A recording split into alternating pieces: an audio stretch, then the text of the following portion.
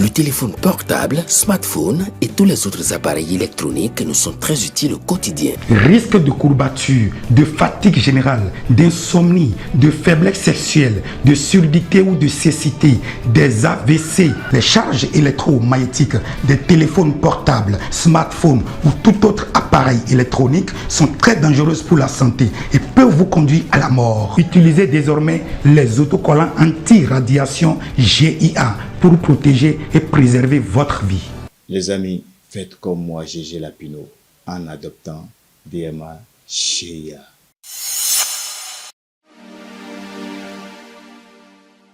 Amis internautes de Guéri TV, mon lecteur de Matin Libre, bonjour. Bienvenue dans la revue des titres de votre quotidien en sa parution de ce mardi 29 octobre 2024. À la manchette de votre quotidien, femme chef d'État, Rekia Madougou lance son viva pour les leaders. Vive la Ligue des leaders. Claudia Sheinbaum, obsessionnelle et disciplinée, première présidente du Mexique. Octobre 2024 nous renvoie exactement 2 siècles en arrière à des faits historiques marquants. Car octobre 1824 fut un mois mémorable pour les Africains. En effet, le Costa Rica mit fin à l'esclavage. Mais c'est également en octobre 1824 que le Mexique adopta une nouvelle constitution et que les Mexicains se sont rendus pour la première fois aux urnes afin de désigner le premier président de la République naissante. Ce président s'appelait Guadalupe Victoria. Attention, ne vous fiez pas à son prénom d'emprunt. Il s'agissait bel et bien d'un homme. Depuis lors, tous les 4 ans d'abord, puis tous les 6 ans, les Mexicains ont voté et élu en tout 65 présidents qui avaient un point commun, tous des mâles dominants. Pendant ce temps, dialogue social tripartite au Bénin, des réflexions autour de mécanismes efficaces. Le dialogue social est en berne au Bénin, une situation qui inquiète les partenaires sociaux et les confédérations et centrales syndicales par le truchement d'un atelier initié du 23 au 25 octobre 2024 à Cotonou avec le concours du Bureau international du travail. Des réflexions ont été menées non seulement pour poser les diagnostics, mais trouver le mécanisme approprié pour réactiver le dialogue social. Autre volet de l'actualité dans la suite de cette revue des titres, dossier d'Aïvo, 14 ans après, et si Alofay à Moussou n'était que des fusibles, s'interroge mon confrère. 14 ans après la disparition de Pierre Urbain d'Aïvo, les langues semblent enfin se délier. La toute dernière déclaration de l'ancien directeur général de la police nationale vient, si besoin est encore, corroborer la thèse d'une potentielle erreur sur la personne des présumés coupables en détention dans les maisons d'arrêt et privées de liberté tout ce temps. L'avant-dernier titre à la une de votre quotidien, Gymnasiade Bahreïn 2024, les ambassadeurs béninois connaissent des fortunes diverses. Tout a commencé par le basket 3x3 où le Bénin entrait en lice dans cette discipline. Les joueurs du coach Jean Poncha au départ de l'hôtel ont promis faire respecter les couleurs du Bénin et l'ont fait. Ce sont les garçons qui ont démarré la machine béninoise en battant le Chili 14 contre 12. Les mêmes guépards, garçons amenés par Odou Moyele en feu, ont dominé la Slovénie 16 contre 10. Notons qu'en 4 sorties, la sélection masculine du Bénin a obtenu 3 victoires. Performance identique chez les filles. Zurfaou, Garba et ses coéquipières ont chuté face à la France